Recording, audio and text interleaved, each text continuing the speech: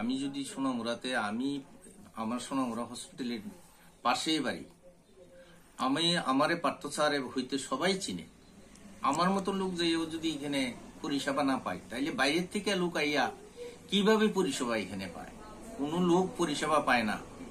Hospital থেকে নাই মেয়ে কয় এখানে কোনো ওষুধ নাই, কোনো বড়ি নাই, কোনো কিছু নাই, এখানে কোনো পরিষেবা নাই, ডাক্তার নাই, তারা পার্সোনাল রুগী দেখে সবকিছু করে।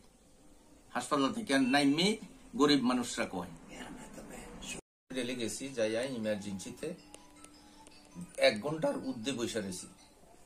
জামাইরে প্রত্যেকটি লোক, যতটি লোক আসিল এখানে সবটি লোকের কাছে গেছে। যাওয়ার পরে কইতেছে তো কোনো ডাক্তার নাই। কি সমস্যা নিয়ে গেছিলেন? আমি সমস্যা হলো আমার পায়ে ফেরাক ঢুকছিল, তার কাটা ঢুকছিল, তার কাটা ঢোকার পরে এটা ইনফেকশন হয়ে গেছে। ইনফেকশন হওয়ার পরে 2 দিন ড্যাশ করছি। পরের দিন আমি আবারও দিনের বেলা যাইতে পারছি না।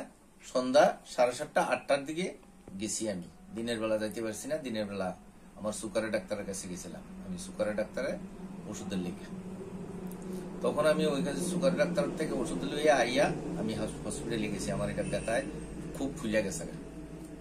তখন আমি যাওয়ার পরে কোনো ডাক্তার নাই। তখন পার্থ ডাক্তার ঘরে বসা রুগী দেখে। তখন আমি প্রাইভেট চেম্বারে রুগী দেখে। তখন আমি বলছি যে আপনি প্রাইভেট চেম্বারে রুগী দেখেন, আমি হাসপাতালে আইলাম, আমারে দেখতেন না, আপনি পয়সা দিয়া রুগী দেখবেন। এই কথা কইয়া আমি তখন আইসা পড়ছি। আমি কইছি যে আপনি কালকার থেকে যদি রুগী দেখেন, আমি সাংবাদিক সম্মেলন কইরা আমি আপনার বিরুদ্ধে অভিযোগ করব। এই কথার পরে আমি আইয়া পড়ছি। আমি এর আগে কোনো বকাটকি করিনি। আর কোনো ডাক্তার যে হাসপাতালে আসিল আমি দেখিনি, শুধু পার্থ ডাক্তারটাই দেখছি। আপনি পরিষেবা পাইছিলেন না? আমি পরিষেবা পাইনি। আমি পরিষেবা পাইনি দেখিয়ে পার্থ ডাক্তারটা এই কথা বলছি। পার্থ ডাক্তার আইয়া আমাকে দেখাও নাই, ওষুধও করে নাই।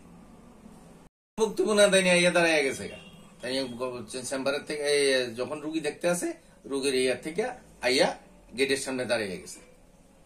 তখন আমি বললাম যে আপনার রুগী দেখেন।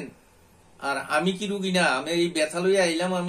আমার আপনি একটু দেখলেন না, আপনি আমার কোনো পরিষেবা দিলেন না। তাইলে আপনারা হাসপাতালে ডাক্তার থেকে লাভ কি? আমি কি লিগে আইছি? হাসপাতালে এলাম কেন? এই কথা বইলা আমার জামাই আমার বাইকে উঠাইয়া নিয়ে আইসি বাড়িতে। আওয়ার পরে জামাই ব্যান্ডেজ চাই না, জামাই এটারে একটু মশামাছি করে ব্যান্ডেজ করে দিছে।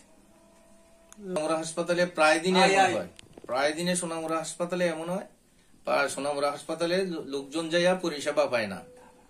সোনামুড়া হাসপাতালে গেলে পরে তারা দেখাই দেয় ওই এইটা করো, সেইটা করো, এটা করো। হাসপাতালে ডাক্তার থাকে না। পার্থ ডাক্তার হইলো এখন মানুষে বলছে কি পার্থ ডাক্তার নাকি এখন সোনামুড়া ইনচার্জ আছে। সে রুগী দেখবো না, ইনচার্জ থাকবো। কোন লোকের পরিষেবা দেয় না, পার্সোনাল রুগী দেখে। ইয়ে আছে সবটি দোকানের মেঝে পাড়ায় পরীক্ষা করো, এই করো, সেই করো। তখন যা কিছু হোক মেডিসিনের দোকানে, এই দোকান থেকে মেডিসিনটা নিও না, ওই ভালো মেডিসিন দিত না, এই সেই এইসব মেডিসিন দোকান থেকেও তারা পয়সা পায়। না হইলে পার্সোনাল অনেক দোকান আছে, অনেক দোকানের ভিতরে বেচা কিনি নেয়। আর অনেক দোকান আছে, অনেক দোকানের মধ্যে বেচা কিনি। কারণ কি তারা কইয়া দেয়, ডাক্তার কইয়া দেয় যে পার্থ ডাক্তার কইয়া দেয় এই দোকানটাতে নিও, এই দোকানটাতে না নিলে মেডিসিন ভালো হইতো না, মেডিসিন হইতো না, এই পার্থ ডাক্তার কইয়া দেয়। তার সাথে কোন রকম একটা লাইন আছে। আমি খুব খারাপ অবস্থায় আছি। আমি এখন হাঁটতে পারি না, কিছু না। আমি খুব খারাপ অবস্থায় আছি। চলাফেরা করতে সমস্যা? আমার চলাফেরা করতে আমার কোলে করিয়া বাইর করতে হয়, কোলে করিয়া লেট্রিন নিতে হয়, কোলে করিয়া সব জায়গায় নিতে হয়। আমি কোনো নেই। আমার খুব অবস্থা খুব খারাপ। লেট্রিন বাথরুমে যাইতে আমার একজনে আলগি দিয়া নিয়া বাথরুমে নিয়ে যাইতে হয়, একজনে আমার হয়। এমন অবস্থায় আছে। সঠিক পরিষেবা পাইলে আমি হসপিটালের সুস্থ হয়ে যেতাম, কিন্তু আমি সঠিক পরিষেবা পাই নাই, এই জন্য আমি সুস্থ হইতে পারতেছি না। আপনি কি আপনার পছন্দের মোবাইল কিনতে চান কিন্তু খুঁজে পাচ্ছেন না? আজই চলে আসুন মধুমিতা মোবাইল ফ্যাশনে এখানে রয়েছে রিয়েলমি, স্যামসাং, অপো, ভিভো সহ সব ধরনের নামি দামি মোবাইল। আমাদের এখানে ফাইন্যান্সের মধ্য দিয়েও নিতে পারবেন সকল ধরনের মোবাইল, যেমন বাজাজ ফাইন্যান্স, স্যামসাং ফাইন্যান্স। তাছাড়া আমাদের এখানে অত্যাধুনিক যন্ত্রের সাহায্যে মোবাইল রিপেয়ারিং এর কাজও করা হয়।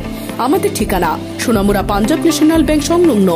যোগাযোগ 9856492846।